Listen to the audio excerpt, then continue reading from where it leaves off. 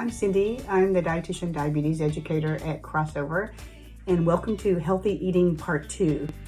This is the plan your portions. We talked about it last time. Just real quickly, it is the most important. It's your plate plan. It's helping you realize how much portion or how much food you need to have from each type of food. That's the number one question people come to me in my office is, well, what can I eat? So on this plate, and you can see the picture and you can see my plate too, half of our plate should be the non-starchy vegetables. A quarter of our plate is the carbohydrate. So yes, you can eat carbohydrate, but we're limiting our portion to only having a quarter of our entire meal as carbohydrate. Remember, carbohydrates were fruits, milk and vegetable, grains, and starchy vegetables.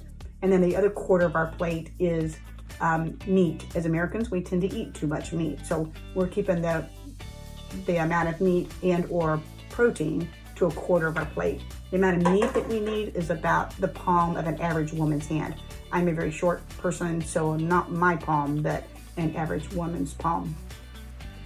On the back of this is plan your portions, and it's showing a fist. We had said before that a half a cup is considered one serving of carbohydrate. That's about how much you would have for a snack. A fist is considered a cup, which is 2 portions of carbohydrate.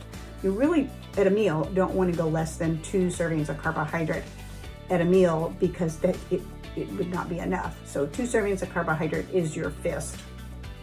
For a woman, at each meal, they want to have 2 to 3 servings of carbohydrate at each meal. For a man, they can have 3 to 4 servings of carbohydrate at each meal. You can also count carbohydrate if you want by using a food label. 15 grams of carbohydrate would be considered a half a cup. So it would be 15 grams on a food label. At the bottom of this slide or the back of the food plan is new information. We have fats in here, and it's telling us which fats we should eat more often, which we should eat sometimes, and which we should limit. And I think it's interesting, the ones we should limit down here is butter and margarine. Average thumb is going to be about a teaspoon or a tablespoon depending on your size, and that's about the amount of fat.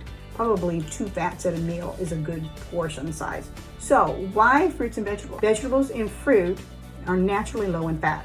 That's just the way God made them. That's how they come out of the ground. They have a little bit of fat, but the fat's going to be the good fat that you want to eat. They also contain fiber. That's just naturally how they are. They're also low in calories.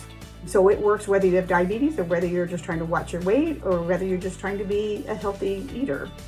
Vegetables contain antioxidants, they're full of flavonoids, phytonutrients, and they contain chemicals that support immunity, but they're also unprocessed.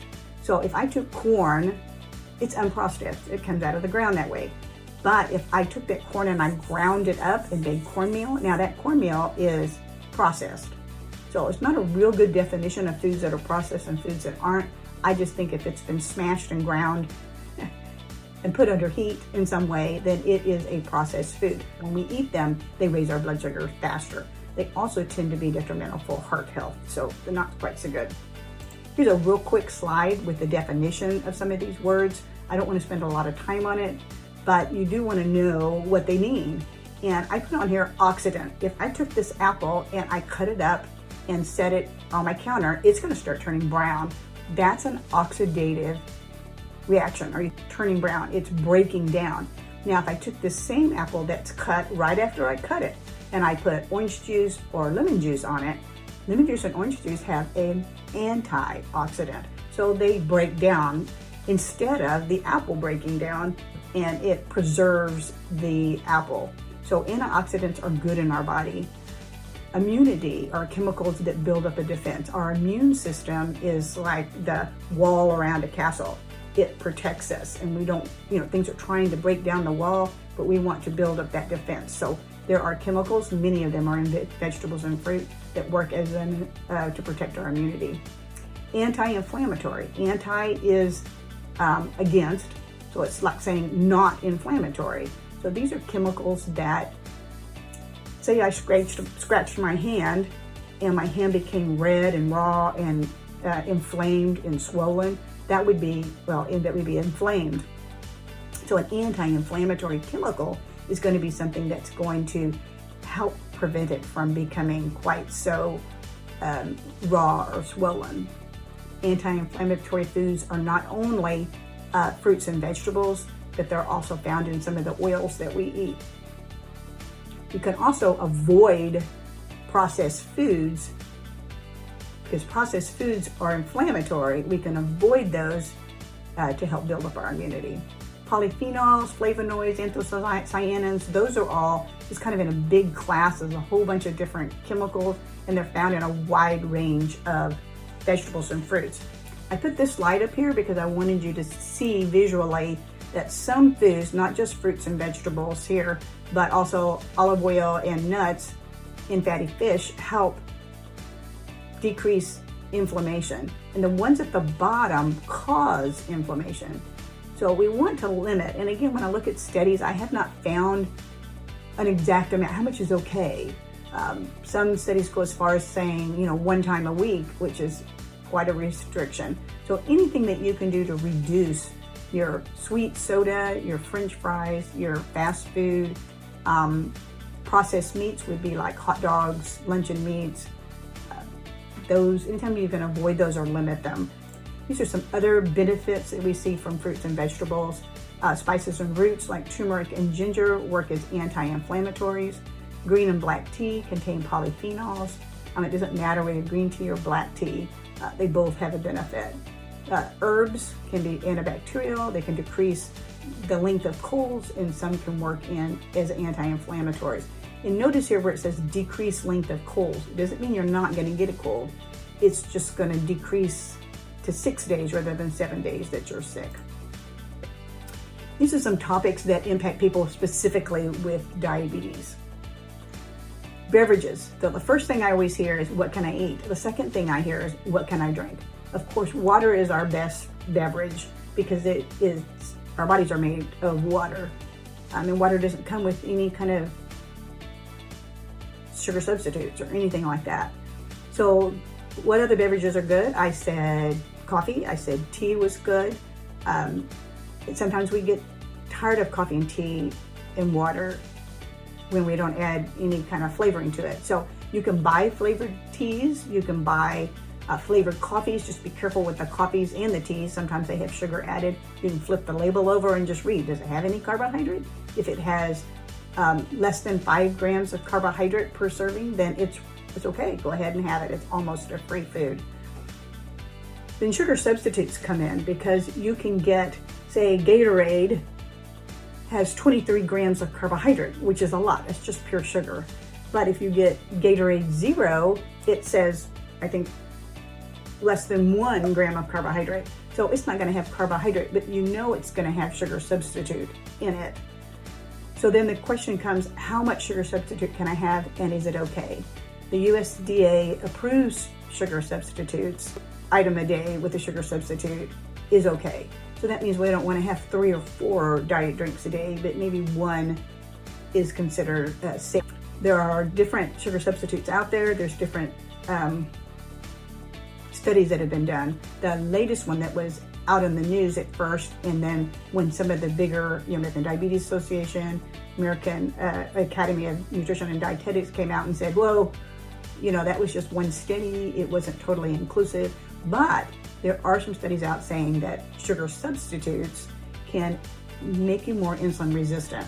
Well, if a type 2 diabetic has insulin resistance, we aren't trying to add to that.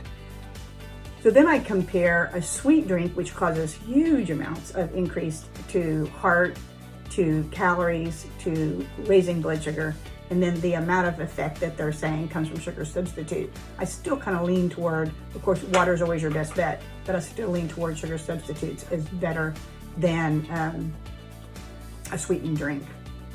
Alcohol is actually a whole nother talk. Some alcohol has carbohydrate in it and some does not.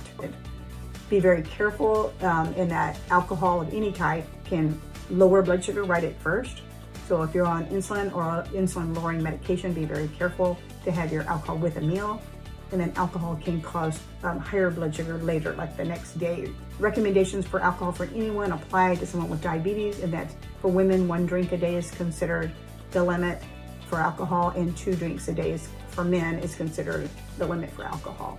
Natural sugars, if you take anything, like here's my apple again, it has carbohydrate in it that our bodies can use the sugar for energy, but this is considered natural sugar. It comes from the ground. But if I took my sugar packet and I opened it and added it to my apple, I now have added sugar. So the added sugar has no nutritional advantage. It just gives us calories. But the sugar from the apple, we get all the vitamins and minerals and phytonutrients and fiber that are in the apple as an advantage. So we want to eat more natural sugar and less added sugar. So how much is considered okay, and how do you know? If you have a food label, they have to include the added sugar that's in there. How much is too much? And it's real hard to keep count of how much you've had all day, but just as a guide, 24 grams of carbohydrate is considered a good amount for women for the day, and 36 grams of carbohydrate for the day for men is considered a good amount of added sugar. So these are some insights I ran into. Our study was done, I've listed at the bottom. If you cook at home 5 times per week as compared to a family that's not cooking at home, their risk of mortality risk was 59% less. So they're gonna live longer because they're eating at home. Why is that? Because we tend to eat more vegetables when we eat at home. We have control over the ingredients, so we can decide how much salt we're gonna put in there, how much added sugar we're gonna put in there, whether we're gonna substitute some of the sugar and use applesauce. We have control over the ingredients, and that was considered one of the reasons. So it's a goal if you want to try to eat more times per week at home. The other one I thought was very, very interesting, and this is for our families. If we have diabetes, we have diabetes, but if our family members do not, and they eat 1/3 cup of vegetables every day, so this is a 1/2 cup, so it'd be less than a 1/2 cup every day, that decreases their risk of diabetes by 25%. So that is huge. So that's just showing that fruits and vegetables, or in this case it was vegetables, can be used as a medicine to help increase our life and decrease our risk for developing diabetes. A plant-based diet I wanted to review. There really isn't a definition for a plant-based diet. What I'm giving to you is a plant-based diet. It can be a standard diabetes diet. It could be a DASH diet, dietary approaches to stop hypertension. It can be a Mediterranean diet, which again is fruits and vegetables, and are adding nuts and grains and seeds for the Mediterranean diet, and they're also adding a low-fat dairy. Those are all considered plant-based. Or you can go all the way over to vegan. Either way, you're plant-based. But what they're saying is we don't want to do half our plate as meat and fat, because that would not be so much vegetable. There's 3 things I've said in every video that we can do, that we have, as a person with diabetes, that we have control over in our lives. One is what we eat. The second one is exercise. And the third one is taking our medication. So I hope this helped today. There's so much more to good nutrition than what we've been able to present here. So I encourage you to go out further and look around and see what you can do to change your goals and to improve your life and make yourself a little bit more healthy. Hope I see you around crossover. Bye-bye.